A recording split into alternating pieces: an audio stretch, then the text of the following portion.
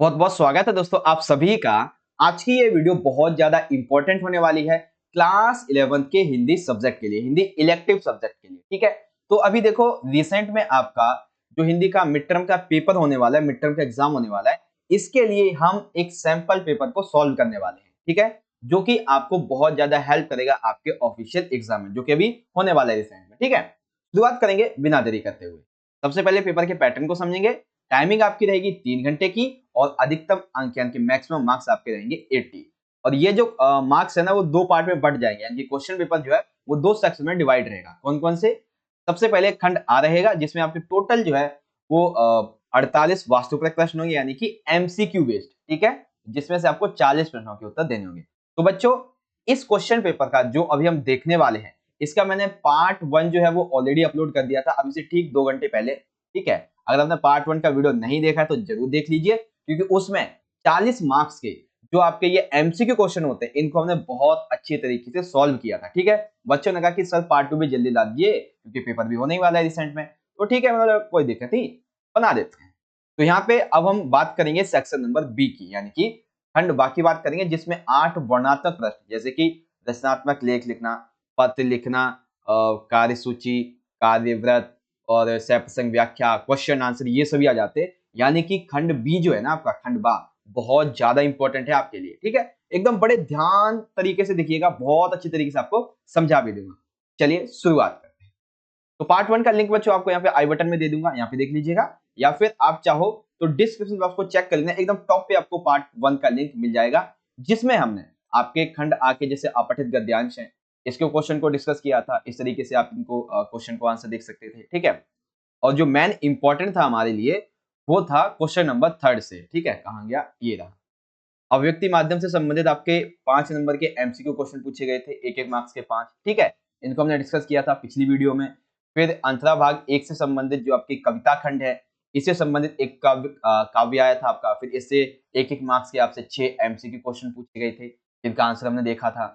फिर पांचवा था गद्यांश से संबंधित एमसीक्यू थे, जो कि आपका चैप्टर 1 ईदगाह था, उससे लिया गया था। ठीक है, और सभी क्वेश्चन के आंसर को बहुत अच्छी तरीके से ना समझा भी था। तो पार्ट 1 आप जरूर देखें, लिंक आपको यहाँ पे आई बटन में मिल जाएगा, या फिर आप डिस्क्रिप्शन बॉक्स को चेक कर सकते हैं। फिर आपकी दूसरी बुक आ जाती है अंतराल भाग 1, इससे संबंधित भी एमसीक्यू क्वेश्चन थे आपके, चैप्टर 2 ही आ रहा है आपका मिड टर्म में। ठीक है, चलिए यहाँ पे अब हम शुरुआत करेंगे अपने खंड बा को, जो रहेगा वर्णात्मक प्रश्न। ठीक है, अब इस वर्णात्मक प्रश्न में सबसे पहला जो भाग रहेगा वो है आपका अभिव्यक्ति और माध्यम। ठीक है, तो याद रखना 5 एमसीक्यू आएंगे आपके अभिव्यक्ति माध्यम से संबंधित, और 17 मार्क्स का इस खंड बी में आएगा। टोटल 22 मार्क्स की आपकी अभिव्यक्ति माध्यम होगी। कितने?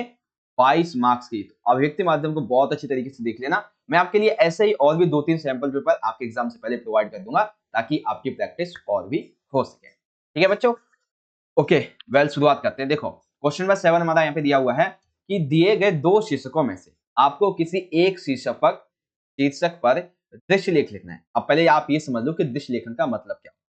दृश्य लेखन किसी भी टॉपिक के संबंध में आपने जो देखा है, जो महसूस किया है, जो एनालाइज किया है, उसको आपको एक निबंध टाइप में उतारना पड़ता है, एक क्रम के अकॉर्डिंग। ठीक है, जैसे कि आपको यहाँ पे बताया गया है साप्ताहिक बाजार के दृश्य के बारे में, अर्थात साप्ताहिक बाजार शायद सोम, मंगल, बुध, वीर, शनि, रवि, कुछ भी हो सकता है। किसी एक दिन के बाजार को आपने टारगेट किया, उसे देखा, एनालिस किया, और उसके अकॉर्डिंग आपको लिख दिया। ठीक है, अब जैसे मान लेते हैं कि विद्यालय के वार्षिक समारोह का दृश्य है। तो विद्यालय में जब भी एनुअल फंक्शन मनाया जाता है, आप सभी को पता है, हर एक साल मनाया जाता है वो, तो उसमें शुरुआत से लेके अंत तक कब कब क्या क्या होता है, जो आपने देखा है, किसी ने देखा उससे मतलब नहीं है, आपने देखा है उसे लिखना है। ठीक है, तो यहाँ पे एक एग्जांपल मैं आपको करवा देता हूँ साप्ताहिक बाजार के दृश्य को। ठीक है, तो मैंने यहाँ पे टॉपिक उठाया है साप्ताहिक बाजार का दृश्य, और यहाँ पे जो मेरा मेन टारगेट है वो लिया है मैंने सोम बाजार को। ठीक है, तो आपको क्या करना है, जो भी आप टॉपिक लिखने वाले हो, उसके होता है ना कि आप छोटे छोटे नोट्स बना लेते हो, छोटे छोटे हेडिंग बना देते हो, तो उसमें आपको 3 से 4 छोटे छोटे पॉइंट लिख देने। जैसे कि मैंने मान लेते सोमवार बाजार को उठाया है, तो सोमवार बाजार मैंने लिख दिया। फिर मैंने दुकानदारों के बारे में इसमें बताया है, वहाँ पे जो महिलाएं होती इसके बारे में बताया है, रेडीमेड गारमेंट यहाँ पे जो कपड़े मिलते हैं उसके बारे में बताया, एक सब्जी मंडी के बारे में बताया है, मजदूरों के लिए क्यों इंपॉर्टेंट है इसके बारे में बताया है। अब एक एक करके देखते हैं कि कैसे कैसे आपको क्या करना है, इन्हीं को ना थोड़ा सा आपको बड़ा करके लिख देना है इसी में। ठीक है, पॉइंट याद कर लेना। ठीक है, अगर यही आ जाता है सेम। देखिए क्या लिखेंगे, हम लिखेंगे इस तरीके से कि हमारे क्षेत्र में प्रत्येक सोमवार को एक बाजार लगता है, इसीलिए हम इसे सोम बाजार कहते हैं। ठीक है, सिंपल सा है। इस बाजार में बहुत दूर-दूर से लोग आते हैं दुकानों को लगाने के लिए। मैंने देखा था कि इस बाजार में बहुत दूर-दूर से लोग आते हैं दुकानें लगाने के लिए। बाजार दोपहर से ही लगना शुरू हो जाता है, 2-3 बजे से लगना ही शुरू हो जाता है और तकरीबन 4 बजे के आस-पास हमारे मोहल्ले के जो लोग हैं, वो इस बाजार में जाना शुरू कर देते हैं। इस बाजार में सबसे अहम जो बात है वो है महिलाओं के संबंध में, कि महिलाओं के लिए बाजार बहुत ही खास होता है, बहुत ही लोकप्रिय होता है। क्यों? क्योंकि देखो जैसे ही दुकानदार होते हैं वो अपनी दुकानें लगाते हैं, वैसे ही महिलाओं का इंटरेस्ट जागता है कि चलो बाजार को देखने के लिए चलते हैं। काम तो होता नहीं है गाँव में ज़्यादातर किसी के पास में, तो मतलब जो देखा है उसी के अकॉर्डिंग मैं लिख रहा हूँ, ठीक है? और वैसे भी महिलाएँ और जो सखी सहेलियाँ हैं वो अपना ज़रूरी सामान, घर का सामान, सब्ज़ी वगैरह ये सभी लेने के लिए जाती थी, ठीक है? और कुछ महिलाएँ जो हैं अगर उनके पास पैसे वगैरह भी नहीं हैं या फिर उनके पास घर में सामान है तो भी वो बाज़ार की जो रौनक होती है ना, भीड़-भाड़ बहुत सारे लोग दिखते हैं तो ऐसी एक रौनक को देखने के लिए भी जाया करती हैं। साथ ही महिलाएँ जो थी वो ये मानती थी कि इस बाज़ार में ना हम एक चीज़ खरीद लेते हैं, अगर कोई खराब भी निकल जाएगी तो उसे हम बाद में वापस भी कर सकते हैं। तो इसकी इम्पोर्टेंस ये रही थी महिलाओं के लिए बाज़ार की। फिर यहाँ पे था कि आपको यहाँ पे रेडीमेड गारमेंट्स यानी कि आपको सुई धागा से लेके बड़े-बड़े जो कपड़े होते हैं, ठीक है? वो भी आपको यहाँ पे मिल जाते हैं। साथ ही इस बाज़ार में ना एक गली थी, उस गली में एक पर्टिकुलर टाइप होता है, एक पर्टिकुलर क्षेत्र था उस गली में, वहाँ पे एक सब्ज़ी मंडी लगती थी। तो सभी लोग वहाँ से सब्ज़ी वगैरह खरीद के लाते थे, अपना खाना-पीना चलाते थे, भोजन बनाते थे, ठीक है? अब यहाँ पे मज़दूरों को हमने पॉइंट लिया था, तो मज़दूरों के बारे में लिख दिया कि जैसे दिन व दिहाड़ी करने वाले जो मज़दूर हैं, वो कभी पैसे माँगे या ना माँगे, लेकिन सोमवार के दिन पैसे ज़रूर माँगते हैं। क्यों भाई? क्योंकि उन्हें अपने घर के लिए खाना-पीना, राशन वगैरह एकत्र करना होता है और वो सबसे सस्ता, सबसे अच्छा इस बाज़ार में मिल जाता है दुकानों से, ठीक है? तो बस आपको ऐसे लिख देना है सिंपल सा, ठीक है? तो आपने क्या देखा? जो हमने देखा है, जो हमने एनालाइज़ किया है, बस उसी को हमने अपने शब्दों में यहाँ पे उतार दिया है, ठीक है? बस सिंपल सा ऐसे लिख देंगे। अब चाहे फिर आपका वो एनुअल मोड का जो मतलब एनुअल फंक्शन होता है, वार्षिक समारोह होता है, वो आ जाए, चाहे एक ऑफिस का दिन आ जाए, बारिश का दिन आ जाए, व्हाटएवर। बट जो एनालाइज़ किया है, जो देखा है, वही लिखना है, ठीक है ना? सिंपल से ऐसे लिख दोगे और सबसे आखिरी में एक वर्ड लिखना है आपको कट टू, क्योंकि अगर आप ये नहीं लिखोगे, तो आपका आधा मार्क्स यहाँ पे कट जाएगा। ये वर्ड जो है ना, ये वर्ड आधा मार्क्स कैरी करता है, केवल एक वर्ड, ठीक है? इसको आप ज़रूर लिखें, बिल्कुल एंड में जब पूरा खत्म हो जाता है आपका दिशलेखन, फिर उसके बाद कट टू, सिंपल सा, ठीक है? 5 मार्क्स का एक क्वेश्चन आपका यहाँ पे तैयार हो जाता है। आगे चलते हैं। क्वेश्चन नंबर 8 दिया हुआ है बच्चों, आपको क्या करना है कि किसी एक विषय पर लगभग 120 शब्दों में पत्र लिखना है, ठीक है? का वाले में। और खा वाले में आपको सूची वगैरह तैयार करनी होगी। तो का दिया हुआ है कि महामारी के कारण आपदाग्रस्त क्षेत्रों में राहत कार्य के लिए सहायकों की आवश्यकता है। कि महामारी जैसे फैल रही है, आप सभी को पता है ये पैंडेमिक चल रहा है, तो ऐसे में राहत कार्यों के लिए जो सहायक है इनकी आवश्यकता है। अर्थात आप जो है वो एक तरीके से रेस्क्यू ऑपरेशन में काम करने वाले व्यक्ति बनो, ठीक है? तो आपको इस संबंध में अपनी योग्यताएं बतानी है और अपना आपको एक आवेदन पत्र लिखना है, ठीक है? चलिए, सबसे पहले आवेदन पत्र को हम यहाँ पे लिख लेते हैं, ठीक है? आवेदन पत्र 5 मार्क्स में याद रखिएगा। तो देखो अगर आपको एड्रेस आवेदन पत्र में दिया हुआ है कि आप यहाँ से हैं, आपका नाम ये है, तो आप सेम वही लिखोगे। अगर नहीं दिया हुआ है, तो जो मैं बता रहा हूँ या फिर आपकी मर्ज़ी है कोई सा भी एड्रेस लिख सकते हो, ठीक है?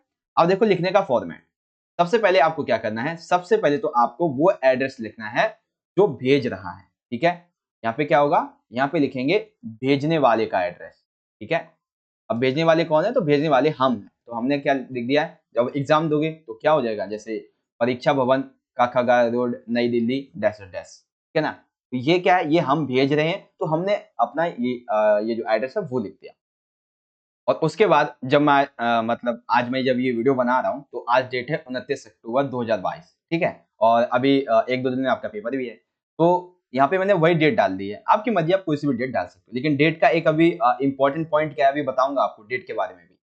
तो पहले क्या डाल दिया हमने, भेजने वाले का एड्रेस। हम भेज रहे हैं, तो हमने ये एड्रेस डाल दिया।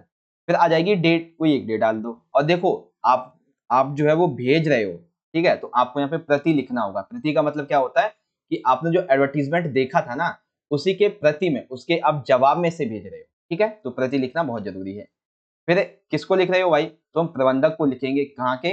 करोल बाग के, क्योंकि प्रबंधक कौन है? प्रबंधक जो आपदा वाले क्षेत्र है, उसकी बात हो रही है, ठीक है? तो उसके प्रबंधक को हमने लिख दिया है, नई दिल्ली और कोड वगैरह जो भी है। ठीक है। विषय क्या है हमारा? तो विषय था हमारा राहत कार्य के सहायता हेतु आवेदन पत्र, यानी कि राहत कार्य के सहायक, यानी कि राहत कार्य में सहायक के पद के लिए हम इस पत्र को लिख रहे हैं। ठीक है, तो आपको दो से तीन चीजें पता चलेंगी। कौन कौन सी? एक तो सेंडर एड्रेस इंग्लिश में कहते हैं, और एक होता है रिसीवर एड्रेस इंग्लिश में। तो सेंडर और रिसीवर, और बीच में डेट और प्रति, इस तरीके से। फिर आपको क्या करना है? आपको शुरुआत कर देनी है इस लाइन से। देखो, आपका चाहे किसी भी सब्जेक्ट पे, यानी कि किसी भी टॉपिक पे कोई लेटर आ जाए, जो लेटर मैं आपको बता दूं एज इट इज सेम यही कॉपी कर लेना, बस इसमें एक दो पॉइंट चेंज करने होंगे, मैं आपको बता दूंगा। ठीक है, अब जैसे मान लेते हैं कि यहां से लेके इस एरिया तक, ठीक है ना, यहां से लेके कुछ भी चेंज नहीं करना है, बस आपका जो विषय है इसे चेंज कर देना। बाकी अगर कुछ नाम वगैरह दिया होता है, जैसे कि शाखा प्रबंधक वगैरह जो भी है, तो उसको आप चेंज कर दो। ठीक है, बाकी एज इट इज सेम ही लिख दोगे। उसके बाद अब यहां से लेके ना इतना जो एरिया है ये वाला, इसमें भी आपको 2 से 3 वर्ड चेंज करने, और सेम टू सेम ये याद कर दो। देखो लिखेंगे, महोदय नैतिक समाचार पत्र में दिनांक 28 अक्टूबर। अब देखो, मैं कह रहा था डेट के बारे में एक इंपॉर्टेंट पॉइंट बताऊंगा, समझो। इंपॉर्टेंट पॉइंट ये है कि यहाँ पे डेट है 29 और यहाँ पे है 28। इसका मतलब समझे आप, कि जैसे एडवर्टीजमेंट आपने देखा, ठीक है, जो आवेदन पत्र आप लिखोगे उसमें आप, ऐसा तो है नहीं कि यहाँ पे मान लेते हैं आपने लिखी है 29 तारीख, ठीक है, यहाँ पे आपने 29 लिख दी है, यहाँ पे 28 लिख दी है, मतलब आपने आने वाले टाइम का जो एडवर्टीजमेंट है वो पहले ही देख लिया है ना। तो इसमें आपको क्या करना है, जो डेट है वो आपको उस ऊपर वाली डेट से एक दो दिन पहले की डालनी है। ठीक है, क्योंकि अगर आप बाद की डाल दोगे तो ये गलत हो जाएगा, आप फ्यूचर में नहीं कर सकते इसको। ठीक है, इजीली तो लिख देंगे कि नैतिक समाचार पत्र के दिनांक 28/2022 के देश को प्रकाशित आपका जो विज्ञापन था, उस समय यह ज्ञात होता है कि करोल बाग में कुछ क्षेत्र ऐसे जो आपदाग्रस्त है। ठीक है, तो यहाँ पर राहत कार्य करने के लिए जो सहायक है उसकी आवश्यकता है। तो मैं अपने आप को इस उम्मीदवार के रूप में प्रस्तुत करता हूं। ठीक है, मैं आपको ये आश्वस्त करता हूं, यानी कि मैं आपको ये आश्वासन देता हूं कि यदि आप मुझे कार्य कार्य को करने का अवसर देंगे तो मैं अपना कार्य पूर्ण लगन से, परिश्रम से और निष्ठा से करूंगी। आशा है कि आप मेरे आवेदन पत्र पर पूरी तरीके से ध्यान देंगे, पूर्ण विचार करेंगे। मैं अपनी शैक्षिक जो योग्यताएं हैं और इस पद के लिए जो योग्यताएं हैं, कार्य अनुभव है, वो सभी के सभी, और अपना बायोडाटा भी आपको शेयर कर रहा हूं। ठीक है, तो अब ये जो आपका पूरा का पूरा पैराग्राफ था ना, इसमें आपको क्या चेंज करना है? सिर्फ एक चीज, और वो क्या है? वो है आपका टॉपिक। जैसे आपदाग्रस्त के लिए सहायक, तो इसमें आपको ये चेंज कर देना है। अब मान लेते हैं आपको होटल में कोई बुलाता है कि क्लीनिंग करने के लिए, कुकिंग करने के लिए, हिंदी में मतलब भोजन पकाने वगैरह के लिए, तो आपको बस वो टॉपिक चेंज कर देना है, एज इट इज आपको यही सेम कॉपी कर लेना है। ठीक, फिर यहाँ पे भवदीय, अब यहाँ पे लिखना है हमें संलग्नक, यानी कि आप क्या क्या लिख रहे हो, दे रहे हो उनको। तो हमारा स्वयं है, बायोडाटा है, अपनी शैक्षणिक योग्यताएं और अन्य प्रमाण पत्र की लिखियां दे रहे हैं, और एक पासपोर्ट साइज आकार का फोटो। अब स्वयं में आपको लिखना क्या क्या होता है बच्चों? तो स्वयं में सबसे पहले आपको अपना नाम, पिता का नाम, जन्म तिथि और स्थायी पता ये लिखना होगा। ठीक है, ये चार हैं इंपॉर्टेंट, ये आपको लिखने पड़ते हैं इसमें। ठीक है, जैसे आपका नाम काका गया है, आपके पिता का नाम काका गया है, आपकी जन्म तिथि भी काका गया है और स्थायी पता भी काका गया है। ठीक है, अब देखो शैक्षणिक योग्यताएं आपको लिखनी होंगी, तो शैक्षणिक योग्यताएं आपको ज्यादा नहीं, 4 लिखनी है, ज्यादा से ज्यादा आपको 4 लिखनी है। ठीक है, जिसमें दो तो बेसिक कॉमन सी हो जाएंगी। कौन कौन सी? 10वीं और 12वीं कक्षा। ठीक है, 10वीं कक्षा, देखो आपको टेबल बनाने की जरूरत नहीं है। ठीक है, अब मैंने आपको समझाने के लिए टेबल बना दी है, बट आपको टेबल बनाने की जरूरत नहीं है। आप सीधा लाइन से लिख देना, जैसे पहली 10वीं कक्षा सीबीएसई 2015 80%, दूसरी लिख दोगे 12वीं कक्षा सीबीएसई 2017 90%। ठीक है, हिंदी ऑनर्स दिल्ली विश्वविद्यालय 2020 70%, computer course ITI 2021 95%, self defence course जो आपका टॉपिक है उससे संबंधित है 2022 95%। ठीक है, आपको बॉक्स बनाने की जरूरत नहीं है, आप लाइन में लिख देना। ठीक है, क्योंकि बॉक्स बनाने में आपका टाइम चला जाएगा, लेकिन मैं आपको समझाने के लिए बॉक्स बनाया है। ठीक है, इजीली आप ये अपनी शैक्षणिक योग्यताओं को यहाँ से बता दोगे। ठीक, फिर यहाँ पे जो अन्य आपकी योग्यताएं थी, अन्य बातें थी, उसके बारे में बताओ। जैसे कि अन्य योग्यताएं क्या है? तो मुझे टीम वर्क मैनेजमेंट बहुत अच्छे तरीके से आता है, मैं एक पर्यावरण परामर्शदाता हूँ, मेरा कार्य अनुभव ये रहा है कि मैंने दिल्ली जल बोर्ड में 5 साल तक कार्य किया है। उपलब्धियां लिखोगे, एक दो उपलब्धियां बता दोगे, जैसे कि 2016 में भाषण प्रतियोगिता में फर्स्ट लेवल पे मुझे बेसिकली पुरस्कार मिला था। ठीक है, कविता लेखन में वही पुरस्कार मिल चुका है। कई अभिरुचियां हैं, संगीत है, योगाभ्यास है, थिएटर है, नाटक मंच है, भाषा कौन कौन सी आती है भाई? तो अंग्रेजी, पंजाबी ये सभी आती हैं। संपर्क बताने, संपर्क 2 व्यक्तियों को आपको जरूर बताने हैं, जैसे कि मुख्य अधिकारी जल बोर्ड उत्तरी दिल्ली के और प्रबंधक काकागा बैंक दिल्ली, कोई से भी आप बता सकते हो, 2 व्यक्ति, ठीक है? उनका लिंक होना चाहिए पर्टिकुलर किसी क्षेत्र से। उसके बाद डेट और यहाँ पे आपका हस्ताक्षर। वैसे आप डेट नहीं भी लिखोगे तो भी चल जाएगा, लेकिन रिकमेंड करूंगा लिख देना आप, ठीक है? और यहाँ पे आपका हस्ताक्षर। तो इस तरीके से आप अपने आवेदन पत्र को रेडी कर लोगे, ठीक है? सिंपल सा। आपको लग रहा होगा बड़ा है, बड़ा नहीं है। आपको पहले एड्रेस, डेट, प्रति और जो जहां भेज रहे हो उसका एड्रेस, फिर एक इंट्रोडक्शन वाली लाइन आ जाएगी, उसको लिख देना है। विषय लिखने के बाद फिर यहाँ पे आपको अपना स्वविवरण लिखना है, शैक्षणिक योग्यताएं और जो अन्य योग्यताएं हैं उसके बारे में लिख देना है। कहाँ बड़ा है, सिंपल सा तो है, 5 मार्क्स। अगर आपको 5 मार्क्स चाहिए तो इतना तो लिखना पड़ेगा ना। और मैं रिकमेंड करूंगा कि आप आवेदन पत्र की जगह ना एक दूसरा पत्र लिख लो, ठीक है? क्योंकि उसमें आपको ज्यादा टाइम नहीं लगेगा। देखते हैं। देखो, ये तो था आवेदन पत्र। अब दूसरा क्या दिया हुआ है कि दिल्ली जल बोर्ड के अधिकारी को पत्र लिखकर अपनी कॉलोनी में अनियमित पर्याप्त जल वितरण से होने वाली असुविधाओं के प्रति ध्यान आकर्षित कीजिए। यानी कि आपको दिल्ली जल बोर्ड के एक अधिकारी को पत्र लिखना है किस संबंध में, कि आपके क्षेत्र में ना जो पानी है वो सही से वितरित नहीं हो पा रहा है, पानी की समस्या बढ़ती जा रही है, ठीक है? चलिए लिखते हैं इसको भी हम यहाँ पे एक बार। देखो, अब ये वाला जो है ना, ये बहुत ही ईज़ी है मेरे हिसाब से, ठीक है? हालाँकि आपको जो आवेदन पत्र है उसका फॉर्मेट सेम है, पूरा का पूरा सेम लिख दो, बस पद आपको चेंज कर देना है, 1-2 और चीज़ें चेंज कर देनी है, लेकिन इसमें आपको पूरा का पूरा चेंज करना पड़ेगा, ठीक है? पूरा का पूरा। जैसे कि सेवा में श्रीमान जल अधिकारी, तो जल अधिकारी जब कोई और अधिकारी होगा वो लिखना है आपको। उत्तरी नई दिल्ली 110089, तो ये एड्रेस कौन-सा है जिसको हम लिख रहे हैं। अब पता है, ये जिसको जब आप अधिकारी को पत्र लिखोगे तो इसमें आपको क्या करना होता है, जो आपको रिसीवर एड्रेस होता है वो आपको पहले ही लिखना होता है। जहाँ पे आपको भेजना है, ठीक है? जहाँ पे भेजना होता है रिसीवर को, वो आपको इसमें पहले लिख देना होता है और अपना एड्रेस आपको जो है यहाँ पे सबसे बाद में लिखना होता है। और चाहे तो आप बीच में अपने एड्रेस को लगा सकते हो। फॉर एग्जाम्पल जैसे कि यहाँ पे हमने भेजने वाले का एड्रेस लिख दिया कि सेवा में श्रीमान जल अधिकारी उत्तरी दिल्ली 110089, ठीक है? विषय क्या है भाई? तो विषय ये है कि पेयजल की समस्या जो बढ़ रही है इसके समाधान हेतु पत्र। महोदय, निवेदन ये है कि मैं शिवम राहुल व्हाटएवर, तो मैं Shivam ward number 38 sector Rohini sector 100 का निवासी हूँ। मैं इस पत्र के माध्यम से आपका ध्यान अपने क्षेत्र में पेयजल की समस्या से उपलब्ध जल के वितरण की समस्या की तरफ आपका ध्यान आकर्षित करना चाहता हूँ, ठीक है? उसके बाद महोदय, हम यह भी जानते हैं कि आज जल हमारे जीवन का एक अभिन्न अंग बन गया, लेकिन हमारे क्षेत्र में सुबह-सुबह मुश्किल से आधा या 1 घंटा पानी आता है, जो कि सरकारी टोटी होती है वहाँ पे, जो कि यहाँ के लोगों के लिए काफ़ी नहीं है। साथ ही जो सहायता जल बोर्ड की तरफ से दी जाती है टैंकरों के रूप में, वो सहायता पूरी नहीं हो पाती है हमारे लिए। तो इस संबंध में जो पानी जब आता भी है तो उसके लिए झगड़े होते रहते हैं। तो ऐसे में जल हमारे क्षेत्र के लिए, मनुष्य के लिए बहुत ही ज़्यादा इम्पोर्टेंट हो चुका है। तो हम चाहते हैं कि आप इस समस्या पर जल्दी से जल्दी ध्यान दें, ताकि हमारे क्षेत्र की समस्या को सुलझाया जा सके और हम भी पानी की टेंशन से फ्री होके अन्य कार्य को करें। इस तरीके से आप लिख दोगे, ठीक है? आपसे ये निवेदन है कि इस समस्या की ओर जल्द से जल्द कदम उठाएं, कोई हल निकालें और यहाँ के निवासियों को राहत पहुंचाएं। आपकी बहुत ही अति कृपा होगी।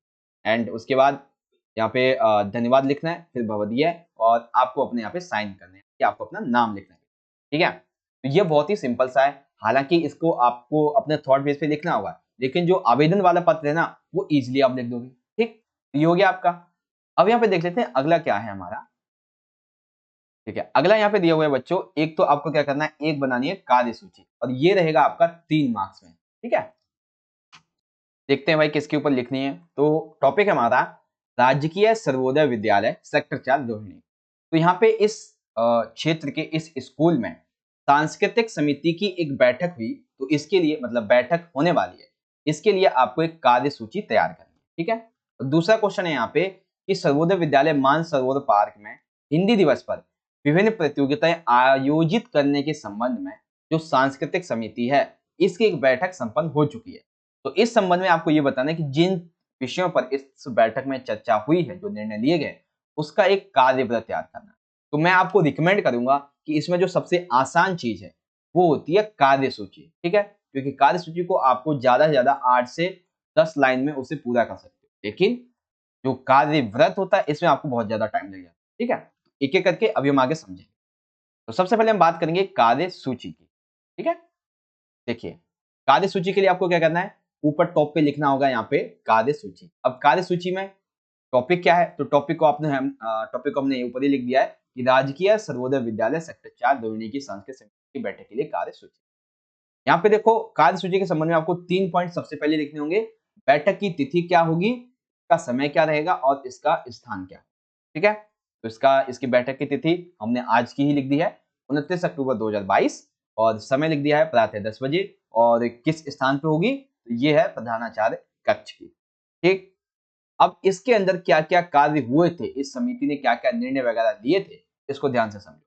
तो सबसे पहले तो यहाँ पे समिति के जो सदस्य थे उनका स्वागत होता है। ठीक है, जो सांस्कृतिक समिति होती है, सांस्कृतिक है ना, हाँ, सांस्कृतिक समिति, इसका स्वागत होता है। और फिर इन समितियों ने आपस में बैठकर, मतलब कि सांस्कृतिक समिति, उप प्रधानाचार्य, अन्य एसएमसी के मेंबर्स वगैरह जो थे वो बैठ के पिछली बैठक के कार्यव्रत के बारे में चर्चा कर लेते हैं कि पिछली बैठक में हमने क्या क्या किया था, उसकी पहले चर्चा करते हैं। फिर यहाँ पे बारी आती है अपने टॉपिक की। ठीक है, विद्यालय में सांस्कृतिक विकास की स्थिति पर चर्चा की जाए, सांस्कृतिक विकास कैसे किया जाए, अभी तक क्या प्रोसेस हुआ है, क्या क्या हमें प्लानिंग करनी चाहिए। तो इसको देखते हुए उप संस्कृति समिति का गठन किया जाता है, यानी कि सांस्कृतिक समिति अपनी छोटी समितियों का गठन कर देती है जो कि स्कूल लेवल पे बच्चों को इस लेवल पे और ज्यादा अच्छा बनाएगी। ठीक है, तो बच्चों को सांस्कृतिक विकास पर, उनके सांस्कृतिक विकास पर बल देने की इसमें बात कही गई। साथ ही साथ उप सांस्कृतिक समिति है, ये अपने से ऊपर के जो हेड, यानी कि जो पर्टिकुलर एक सांस्कृतिक समिति है उसके अंडर में ये छोटी छोटी समितियां बनाई गई थी, ये उसको रिपोर्ट देंगी। ठीक है, और ये भी देखा गया कि इस संबंध में जो भी खर्चा आएगा उस खर्चे की व्यवस्था कैसे की जाए, ये भी बताया गया। और फिर बाद में सभी ने आराम से जलपान किया, थोड़ी मशक्कत की, थोड़ी बातें की, सलाह मशवरा किया, और उसके बाद धन्यवाद एक दूसरे को दिया। फिर बैठक यहाँ पे समाप्त हो जाती है। अब इस बैठक के संबंध में ना आपको आखिर में 3-4 पॉइंट लिखने होंगे, जैसे कि यहाँ पे सबसे पहले आपको लिखना है हस्ताक्षर। देखो आपकी जो सपोर्टिंग मटेरियल है उसके अकॉर्डिंग यहाँ पे जो हस्ताक्षर वगैरह वो पॉइंट आएगा इस एरिया में। ठीक है, याद रखना, इधर आपको लिखना। ठीक है, तो हमने लिख दिया है हस्ताक्षर किसके होंगे, जो इसको लिख रहा है, सचिव, विद्यालय सांस्कृतिक समिति, और आपका एड्रेस। तो हमारे स्कूल का एड्रेस क्या है, स्कूल का एड्रेस है राजकीय सर्वोदय विद्यालय रोहिणी सेक्टर 4, इस तरीके। ठीक है, तो ये हो गई आपकी कार्य सूची तैयार। देखो कार्य सूची में बिल्कुल कोई दिक्कत नहीं होगी, बस पहले आपको बैठक की तिथि, समय और स्थान लिखना है, और इस कार्य सूची के संबंध में कुछ कुछ पॉइंट है ये आपको लिख देने हैं, जिसमें ये 2 पॉइंट भी आप एज इट इज सेम लिख दोगे। आपको चेंज करने हैं तो ये 4 पॉइंट।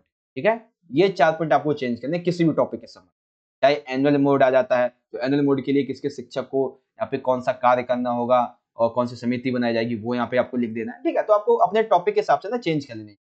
ठीक, अब जो दूसरा क्वेश्चन था जिसमें आपको कार्य व्रत तैयार करना था, तो कार्य व्रत तैयार करने के लिए देखिए किसका था, हाँ ये रहा क्वेश्चन था हमारा कि सर्वोदय विद्यालय मानसरोवर पार्क नई दिल्ली की, मतलब इस विद्यालय में नई दिल्ली में मातृभाषा दिवस आयोजन करना है, तो इसके लिए सांस्कृतिक समिति की बैठक का कार्य व्रत लिखेंगे। सबसे पहले हम यहाँ पे लिखेंगे विद्यालय के प्रधानाचार्य कक्ष में दिनांक 5 अक्टूबर 2022 को, यहाँ पे वैसे तो मैं 29 लिख देता, लेकिन चलो कोई नहीं 5 लिख दिया है, तो 5 अक्टूबर 2022 को प्रातः 10 बजे वार्षिक मातृभाषा दिवस, दैट मीन्स हिंदी दिवस के आयोजन के लिए संबंधित बैठक संपन्न। ठीक है, तो ये हमने क्या लिख दिया है, ये बैठक संपन्न होती है, इसको हमने बताया कब होती है, कहाँ होती है, तो विद्यालय में प्रधानाचार्य का कक्ष होता है, यानी कि उनका रूम होता है वहां पर, और किस टाइम पे होती है, किस डेट को होती है, और टॉपिक क्या है। अब इसमें ना कार्यव्रत में आपको कुछ 5-7 लोगों के नाम लिखने होते हैं, जैसे कि मैंने यहाँ पे नाम लिए हैं। देखो सबसे पहले प्रधानाचार्य जी का नाम लिया है, क्योंकि कोई भी बैठक होती है तो प्रधानाचार्य जी जरूर जाते हैं।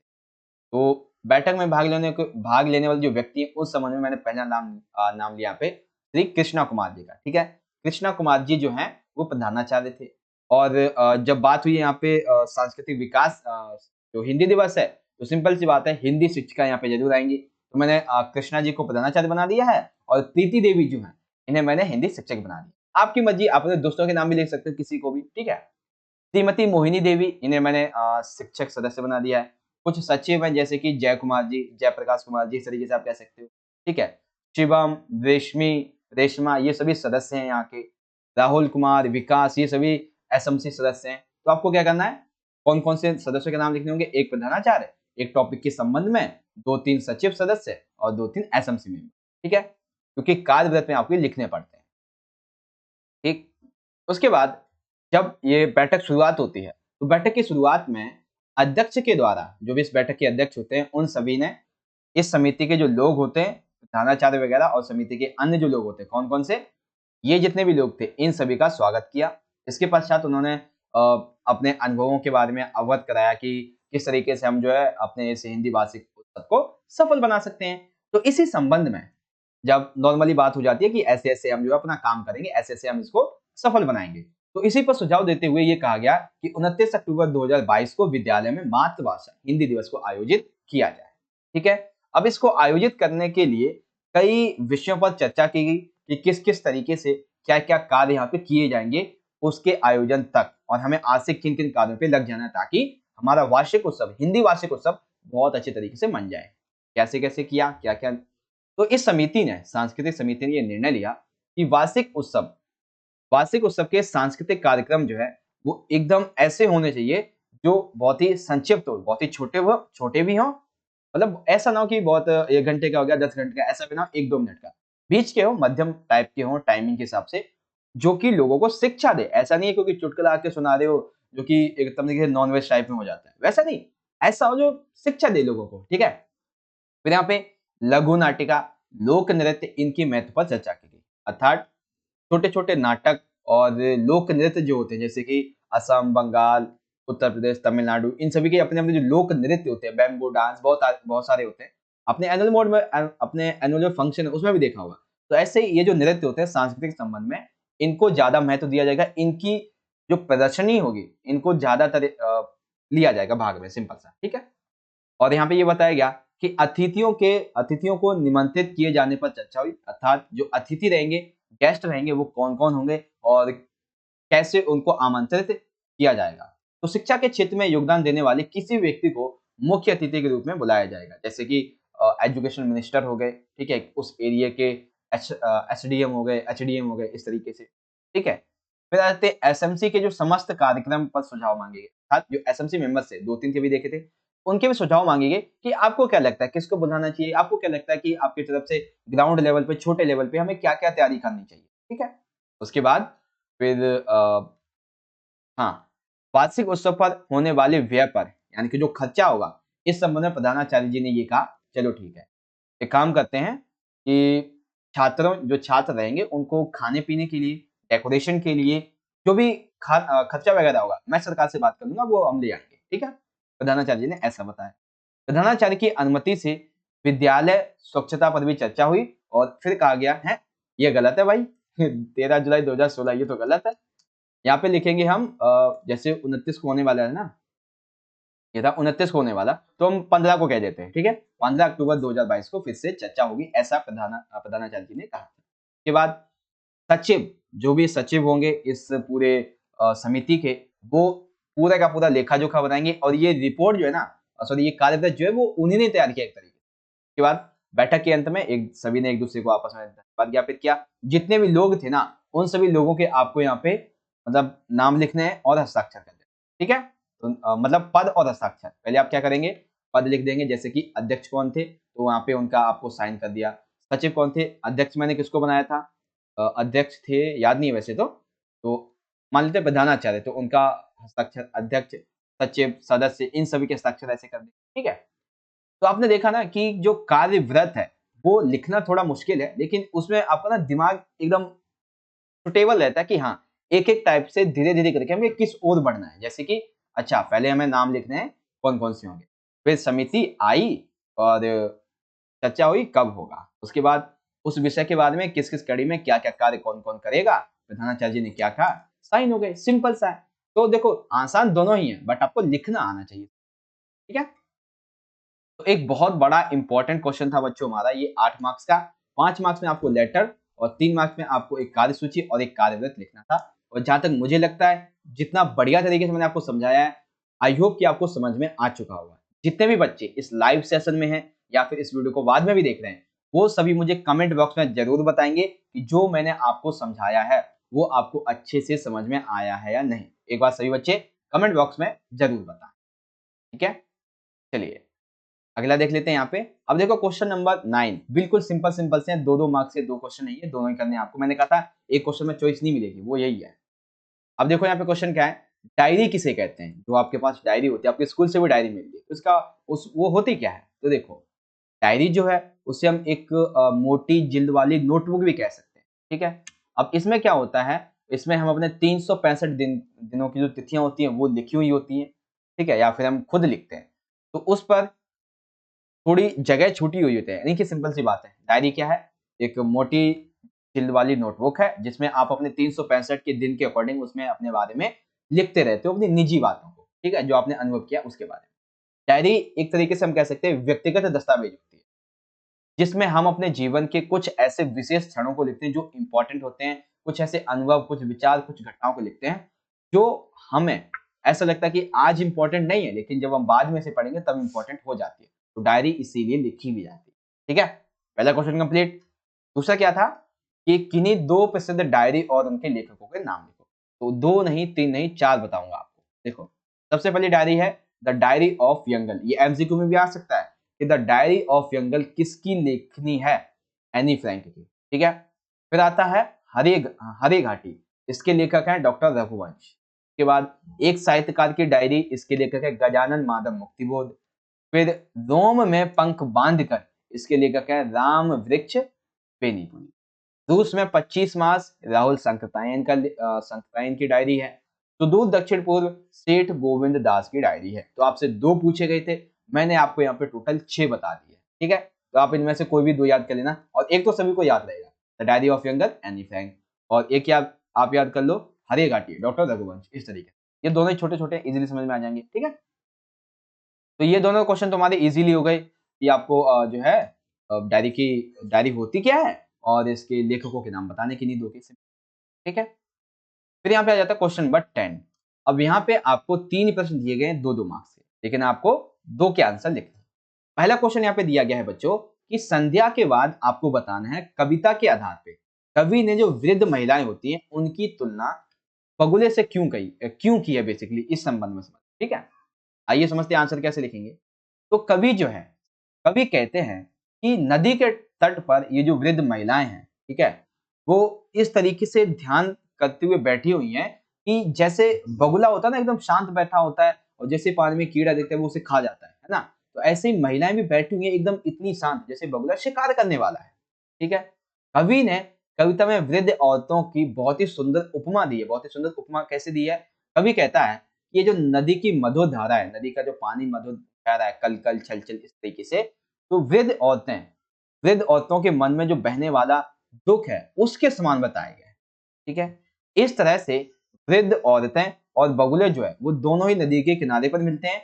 बगुला शिकार के लिए और महिलाएं अपने मन को शांत करने के लिए। ठीक है, इन दोनों में उनके सफेद रंग के कारण कवि ने बहुत ही सुंदर उपमा देकर उन दोनों को एक कर दिया। अर्थात सफेद रंग का मतलब क्या है? कवि जो महिलाएं हैं उनके अंदर जो दुख है उसको सफेद रंग बता दिया है। ठीक है, और बगुले का तो है सफेद रंग, तो दोनों ही एक दूसरे के समान ही वहां पे क्या कहते हैं, हाँ एक कर दिया है, एक तरीके से ये मान। ठीक है, तो सिंपल सा आंसर ये हो जाएगा, बहुत ही सिंपल सा है। ठीक है, समझ गए। दूसरा क्वेश्चन, नायिका सपने में क्यों प्रसन्न थी और उसका सपना कैसे टूट जाता है? नायिका यानी कि वो जो कृष्ण वाली बात है ना, उसकी बात हो रही है। आइए समझिए कैसे।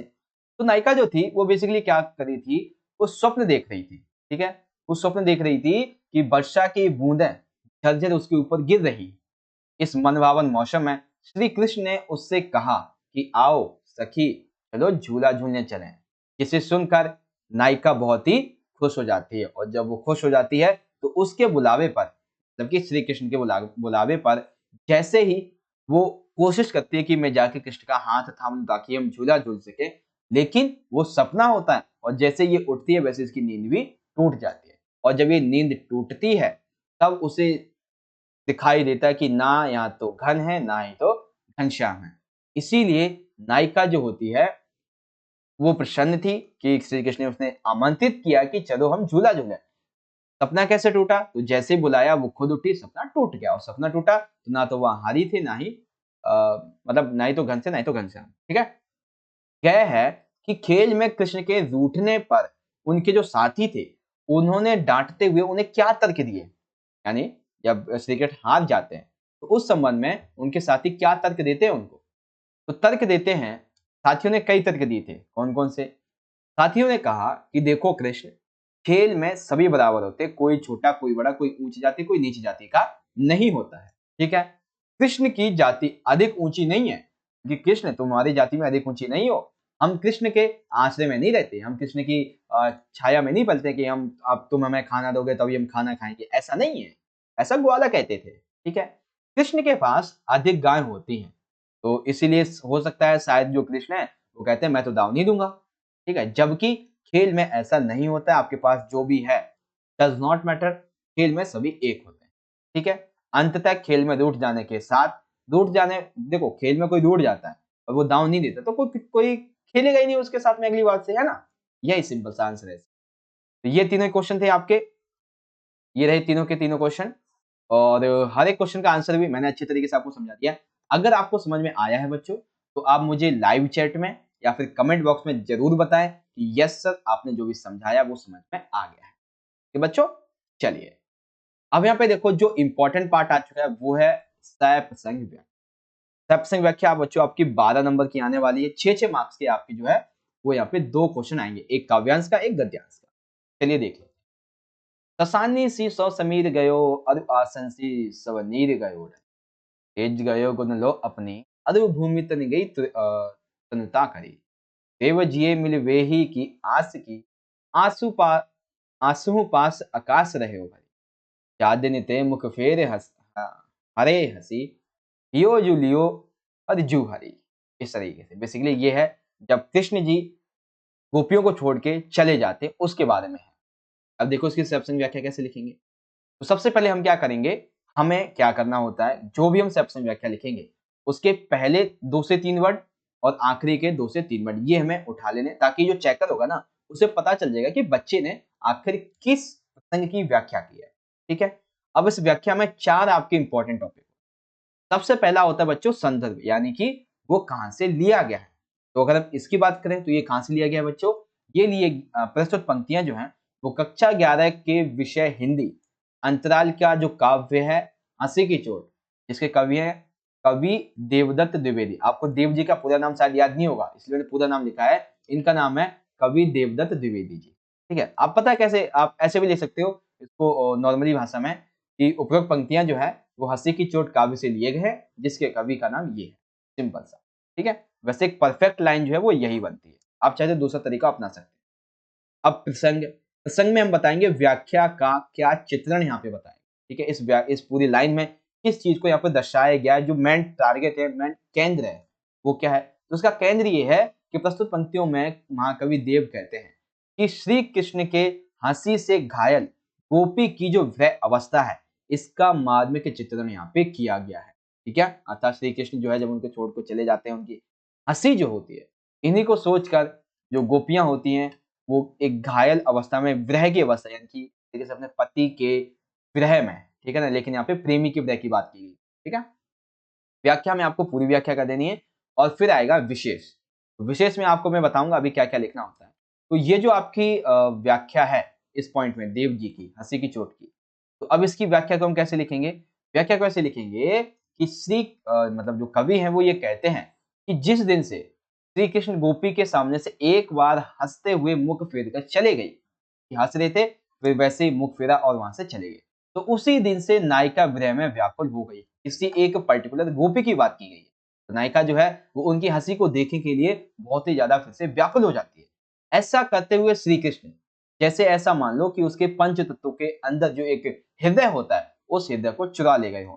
तभी से गोपी के शरीर के जो पंच तत्व हैं उसमें एक तत्व विदा हो जाता है, जिसे हम हृदय कहते हैं। हृदय अवस्था में तेजी तेजी से वो सांस छोड़ने लगती है। होता है ना कि अभी जब किसी से पहली बार मिलने जाते हो, अगर लड़की है तो लड़की से पहली बार मिलने जाती है, लड़का है तो लड़की से पहली बार मिलने जाता है, तो होता है ना कि बहुत अंदर से ना बहुत ही डर सा लग रहा है, कैसे मिलूंगा इस तरीके से, है ना। तो ऐसा ही सेम उसे लग रहा था गोपी को। ठीक है, अब यहाँ पे वृद्धावस्था में तेजी से मतलब ग्रहावस्था में तेजी से सांस छोड़ रही थी वो, तो वायु तत्व, आंसू बहने की वजह से जल तत्व, शरीर की गर्मी की वजह से अग्नि तत्व, ग्रह के दुख में दुखी होने की वजह से भूमि तत्व। तो हर एक तत्व कैसे इसमें गायब हो रहा है, कैसे हट रहा है उसके शरीर से, ये भी बताना, मेंशन करना है। बता दिया मैंने आपको कौन-कौन सा तत्व कैसे हट रहा है। तो तेजी से सांस छोड़ रहे हैं यानी कि वायु तत्व पे काबू हट रहा है उसका।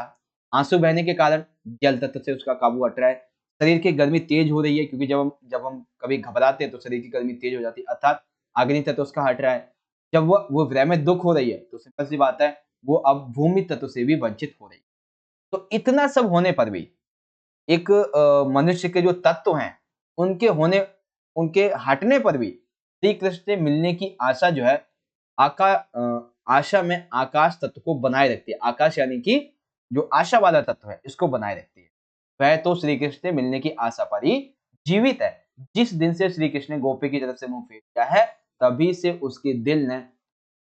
उसका दिल उनके साथ भी चला गया। जैसे ही कृष्ण ने हंसे और उनके सामने से मुख फेर के चले गए, तब से गोपी बहुत ज्यादा भय व्यथा में जी रही थी, मानो उसके मुख की हंसी गायब हो चुकी हो। अब सिर्फ और सिर्फ जब कृष्ण आएंगे उसके सामने तभी ये आ सकती है।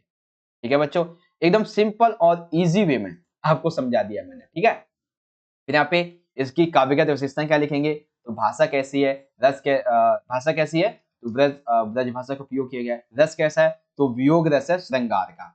छंद कैसे हैं, तो सवैया है। गुण कैसा है, बहुत ही मधुर गुण है। अलंकार, अगर आपको पता कि अलंकार कहाँ पे उपयोग किया है तो आप वो लिख दो, नहीं तो इतना बता दो अलंकार का उपयोग किया गया बस। जैसे कि अतिशयोक्ति अलंकार इसमें मोस्टली उपयोग किया गया है। एग्जाम्पल के तौर पे यहाँ पे ससानी सी समीर इसमें अनुप्रास अलंकार है। हरिजु हरि इसमें यमक अलंकार है। इस तरीके से जो पंचभूत होते हैं, महाभूत, इसका वर्णन किया गया है। कृष्ण के वियोग में गोपी की व्यथा का चित्रण किया गया इस तरीके। ठीक है, एक सेकेंड, यहाँ पे ना ये यमक यहाँ नहीं आना चाहिए, ये यमक यहाँ नहीं आना चाहिए। ससानी सौ समीर ये अतिशयोक्ति अलंकार आएगा और हरि जू हरि ये आएगा अनुप्रास में। ठीक है, बाकी ये दोनों ही एक दूसरे में आ सकते हैं। तो आप मुझे बताना एक बार कैसे होगा इसका। ये आप समझ गए इजीली। अब जो आपका दूसरा वाला काव्य है ये वाला, आप इसकी खुद ही प्रैक्टिस करें, एक प्रैक्टिस मैंने आपको करवा दी है। चलिए आगे देख लेते हैं। अब यहाँ पे आ जाता है क्वेश्चन नंबर 12। इसमें बच्चों हमसे पूछा गया कि ईदगाह कहानी, मतलब 3 क्वेश्चन है 2 मार्क्स के और 2 के आंसर लिखने हैं। पूछा गया है ईदगाह कहानी के आधार पे हमें हामिद की विशेषताएं बतानी है। तो क्या हामिद की विशेषताएं थी भाई, सबसे पहली विशेषता है, सबसे पहली विशेषता ये है कि ईदगाह कहानी में हामिद ही एकमात्र ऐसा पात्र होता है जो कि पाठकों को सबसे अधिक प्रभावित करता है। हामिद एक तर्कशील बालक होता है, यानी कि हामिद जो है वो तर्कशील बालक होता है। कैसे पता चलता है भाई, तो वो अपने चिमटे के बारे में, ठीक है, तर्क देकर अपने साथी को पराजित कर देता है।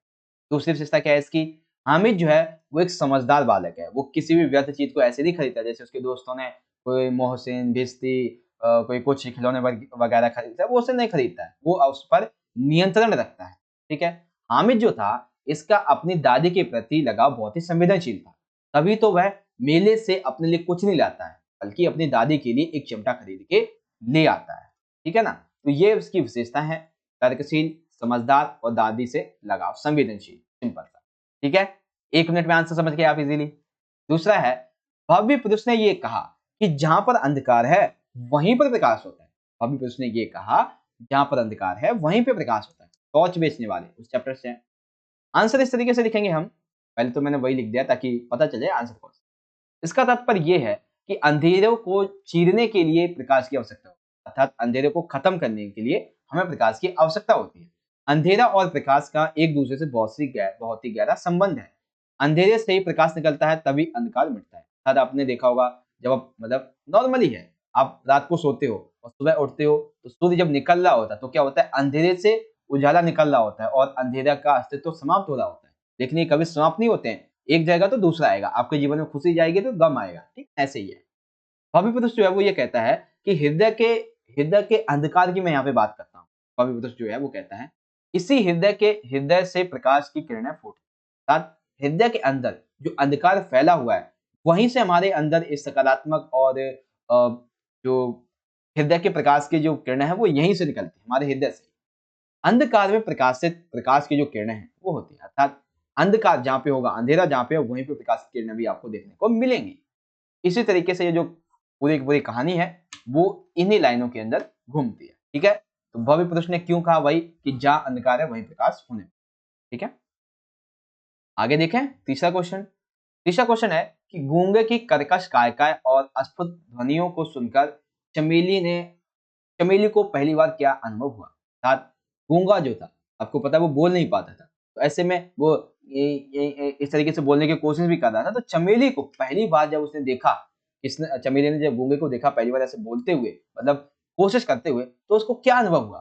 तो चमेली को ये अनुभव होता है भाई कि गूंगे की कर्कश काय को सुनकर चमेली को पहली बार ये अनुभव होता है कि यदि मनुष्य के गले का अंदर कंकाल यानी कि गले के अंदर की एक छोटी सी भी हड्डी उसमें कोई डिफेक्ट आ जाता है, तो वो जरा सा अगर ठीक नहीं है, तो मनुष्य का अस्तित्व, उसकी आवाज का, उसकी शरीर का अस्तित्व बहुत ही खतरे में होता है। उसके जीवन के लिए, वो जो जीवन है उसका एक यातना हो जाता है, क्योंकि जब आप अपनी बातों को किसी को बता ही नहीं पाते हो, किसी को मांग नहीं पाते हो, किसी को कह नहीं पाते हो, सच्चाई नहीं कह पाते हो, झूठ कुछ नहीं कह पाते हो, तो ऐसे में मनुष्य के जीवन के लिए ये जो कर्कश कायका है ना, बहुत ही खतरनाक होती है, उसके जीवन का अस्तित्व समाप्त कर देती है। तो चमेली को ऐसा पहली बार अनुभव होता है। That's your answer. ठीक है, आई होप बच्चों आप बहुत अच्छे तरीके से इस आंसर को इजी वे में समझ भी गए होंगे। चलिए अगला देख लेते हैं। हाँ, अब यहाँ पे है बच्चों एक सप्रसंग व्याख्या जो कि आपके चैप्टर से है, और चैप्टर है बच्चों आपका ईदगाह वाला। ठीक है, तो एक देखो इसका मैं एक आपको ट्रिक बताता हूँ छोटा सा, जिनको सप्रसंग व्याख्या सही से नहीं आती है वो क्या करेंगे कि ये जो पूरी की पूरी लाइन है ना, ये वाली, इसको आप एज इट इज लिख देना उसमें। ठीक है, कम से कम 1 नंबर मिल जाएगा आपको इसका, कम से कम 1 नंबर इस चीज, सेम टू सेम यही लिख देना। अभी हम भी यही करेंगे। ठीक है, तो पहले क्या करेंगे, हम 2 से 3 लाइन यहाँ से उठाई, मतलब 2 से 3 वर्ड और 2 से 3 वर्ड यहाँ से। तो हमने देखा बुढ़िया का क्रोध डैश मन गदगद हो गया। अब वही 4 पॉइंट हमें याद कर लेने, कौन कौन से, संदर्भ, प्रसंग, व्याख्या और उसके बाद भाषा विशेष, ये सारी चीजें। आइए एक एक करके देखते हैं। तो संदर्भ कहाँ से है, मतलब संदर्भ क्या है, तो प्रस्तुत जो पंक्तियां हैं तो कक्षा 11 के हिंदी विषय की किताब अंतरा का जो गद्य खंड है ईदगाह से लिए गए हैं, जिसके लेखक है प्रेमचंद। आप इजी वे में लिख सकते हो कि प्रस्तुत पंक्तियां ईदगाह से ली गई हैं, जिसके कवि हैं, मतलब जिसके लेखक है प्रेमचंद। अब इस ये प्रसंग क्या है, यानी कि इसमें क्या बताया गया है, तो यहाँ पे ये बताया गया है कि लेखक ने हामिद के ईदगाह से, हामिद जब ईदगाह से वापस आ जाता है तब उसके बाद अमीना और हामिद के बीच का जो दृश्य है उसको यहाँ पे दर्शाया गया। ठीक है, अब एक एक करके हम समझते हैं कि यहाँ पे बताया क्या गया। तो शुरुआत होती है इस तरीके से कि हामिद गाह के ईदगाह के वापस आने पर अमीना उसकी आवाज सुनती है और वैसे ही घर से बाहर आके उसे अपनी गोदी में उठाकर बैठा लेती है, प्यार करने लगती है। और जैसे ही अमीना उसके हाथ में एक चिमटा देखती है वो चौंक जाती है, वो बोलती है ये चिमटा कहाँ से आया। हामिद कहता है मैंने तो मोल लिया है। अमीना कहती है कितने पैसे में, 3 पैसे में। अरे मैंने तेरे को इतने ही पैसे दिए थे, तूने कुछ खाया पिया नहीं। अमीना ने छाती पीट ली। अरे ये कैसा बेसमझ लड़का है, दोपहर हो गई है, ना कुछ खाया ना कुछ पिया, और लाया क्या, एक लोहा, एक चिमटा लेके आया। सारे मेले में बस तुझे कोई चीज खाने की नहीं मिली, बस तू यही लेके चला आया। तो यह चिमटा, मतलब यह लोहे का चिमटा उठा लाया। हामिद ने अपराधी भाव से कहा, हामिद ने कहा, मतलब होता ना कि आपको कोई चिल्ला रहा हो तो आप कहते हो लाया तो हूं क्या हो गया, ऐसे बोलते हो ना, तो ऐसे ही हामिद भी बोला। हामिद बोला कि दादी आपकी उंगलियां जल जाती थी, इसीलिए मैं उसे ले आया। अब देखो सेम चीज हमने क्या की है, जो मैं आपको बता रहा था कि सेम वही लाइन जो अभी हमने पढ़ी कि बुढ़िया का क्रोध तुरंत स्नेह में बदल गया, जैसे ही हामिद ने कहा कि ये चिमटा मैं इसलिए लाया हूं क्योंकि आपकी जो उंगलियां हैं वो जल जाती हैं, तो इसलिए आपकी उंगलियां ना जले, मैं इसलिए चिमटा लिया। तो इसको सुनकर ही बुढ़िया का क्रोध तुरंत स्नेह में बदल गया और अपनी सारी कसक शब्दों में बिखेर देता है। मतलब जो हामिद है वो अपने सारी बातों को अपने शब्दों के माध्यम से अपनी दादी को कह देता है। यह मूक स्नेह था, यानी कि एक ऐसा स्नेह था जो अमीना एक सेकेंड, मूक स्नेह की बात की गई, अरे हाँ देखो सिंपल सा मतलब ये है, दोबारा समझा देता हूँ कि जब हामिद जो है वो चिमटा लेके आता है तो दादी कहती है कहाँ से लाया, कितना पैसा, फलाना ढिमकाना जो भी होता है वो देख लिया। तो जब हामिद कहता है कि दादी आपकी उंगली जल जाती है इसीलिए मैं आपके लिए चिमटा लेके चला आया, अब इससे आप रोटी बनाओगे तो आपकी उंगलियां भी नहीं जलेंगी। तो ये सुनते ही दादी का क्रोध जो था वो एकदम से स्नेह में बदल गया और हामिद जो भी कहना चाहता था उसने अपने शब्दों में कह दिया था। ये एक मूक स्नेह था जो ठोस, रस और स्वाद से भरा हुआ था। ये देखा गया इसमें कि उस हामिद बच्चे में कितना त्याग है, कितना सद्भाव है और कितना ज्यादा विवेक है कि वो अपने लिए ना कुछ खाया ना कुछ पिया, अपनी दादी के लिए चिमटा लाया। दूसरों को खिलौना लेते समय और मिठाई खाते देखकर इसका मन इतना ललचाया हुआ, लेकिन उसने अपने मन पे काबू किया। कैसे उसने काबू किया होगा? और काबू किया चलो ठीक है, और उसने अपनी बुढ़िया दादी के लिए यानी कि नानी जो बुढ़िया दादी है उसके लिए चिमटा लेके आया। अमीना का मन गदगद हो गया और वह एक बड़ी विचित्र मतलब और अब एक बड़ी विचित्र बात हुई क्या कि हामिद के ये जो चिमटा था ना, वो चिमटा जो लेके आया तो ये हामिद का छोटा सा बच्चा एक बूढ़े हामिद की जो छवि होती है, चित्र होता है, उसको दर्शाता है, क्योंकि ऐसे काम केवल बड़े बड़े लोग ही करते थे। ठीक है, बुढ़िया अमीना बालिका अमीना बालिका अमीना बन गई। वह रोने लगी, अर्थात बुढ़िया जो थी वो एक बच्चे के रूप में, एक बालिका के रूप में रोने लगी। दामन फैलाकर हामिद को दुआएं देती है और आंसू की बड़ी बड़ी बूंदें गिराती है। हामिद इसका रहस्य क्या समझता है? बस सिंपल सा है, ठीक है ना। तो आपने देखा कि हामिद आता है, दादी का सीन, चिमटा, इस तरीके से, ठीक है। इजी वे में आप ये समझ गए। अब यहाँ पे आपको लिखना है भाषा विशेष। तो भाषा विशेष में क्या लिखेंगे? यहाँ पे बाल मनोविज्ञान का बहुत ही सुंदर और एक हृदय को छूने वाला जो हृदय है, मतलब हृदय को छूने वाले भाव दर्शाया गया है। अमीना की जो मन स्थिति है उसको दर्शाया गया है। मुहावरे का उपयोग किया गया है जिसकी वजह से भाषा बहुत अच्छी बन जाती है। मिश्रित शब्दावली यूज की गई है और भाषा जो वो खड़ी बोली है हिंदी है, तथा शैली जो है सरल है, सहज है और प्रभाव करने वाली, सिंपल है।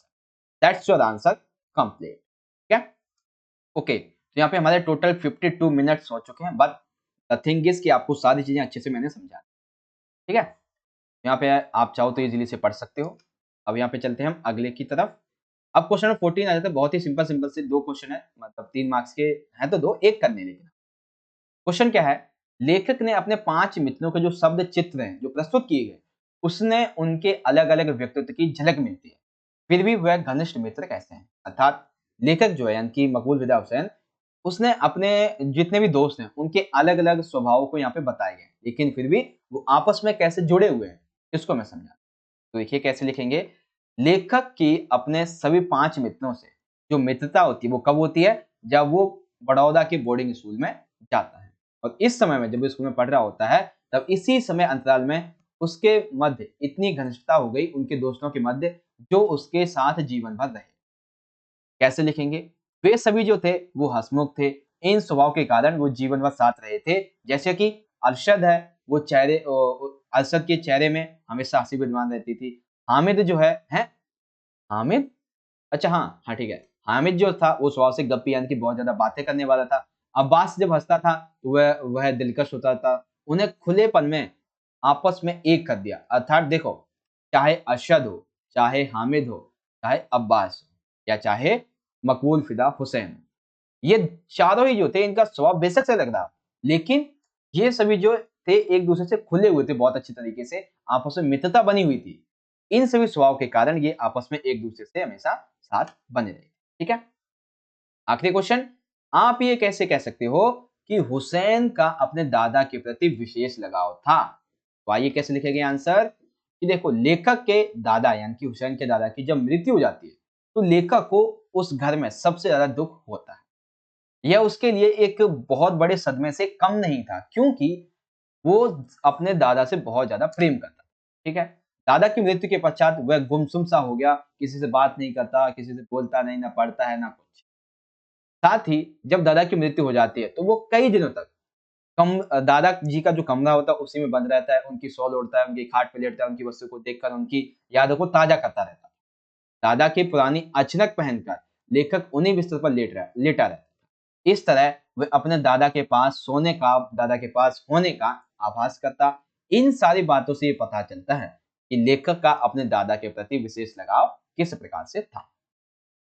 ठीक है बच्चों, आई होप आप ये समझ गए होंगे इजी वे में।